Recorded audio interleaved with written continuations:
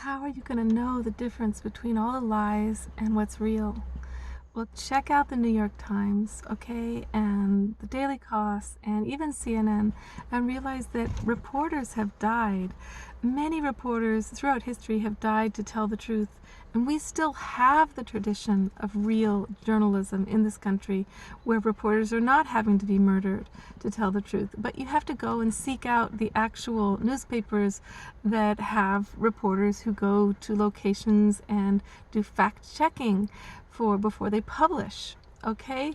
If you're allowing yourself to be completely led down the click funnel of the algorithms which target you for QAnon and conspiracy theories, you're not doing your homework. You might think, oh, Eve, last minute, I'll just look online, see what's true or not, but all you will get is to be brainwashed. And that's exactly what the Russians are counting on. They're counting on all these people last minute who haven't been following any history, any politics, any educational background on who is who and what they've actually done throughout their careers. They're counting on you being ignorant and you being influenced by the barrage of false ads they're going to be putting out and you can recognize them, sweetheart, because they're going to be nasty, they're going to be divisive, they're going to fill you full of fear and suspicion, they're going to make people look retarded, they're going to slow down the speeches of different great leaders and make them seem like they have Alzheimer's. It's really easy to manipulate video. So would you please talk to your elders, talk to the people who are around you who've been studying. If you know somebody, you trust their heart, it's going to be pretty clear that their politics are going to be full of heart.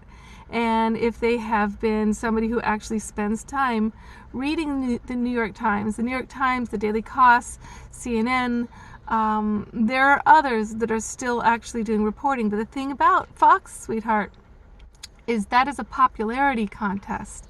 That's simply about getting people, supporting people's moods and bolstering whatever is a popular opinion. And it has nothing to do with, the truth is not popular. The truth is difficult to face.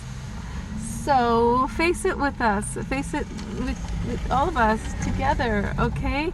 And, it's a very exciting time in history. Especially you young voters, you're very vulnerable to being manipulated. But like I was in a room with some people who none of them had been following politics.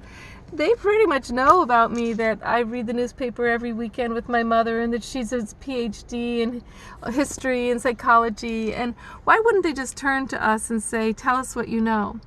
That's what I would recommend. I would recommend you turn to your elders, people who are scholarly, and trust yourself to open up and learn some facts, okay? Biden is a great man.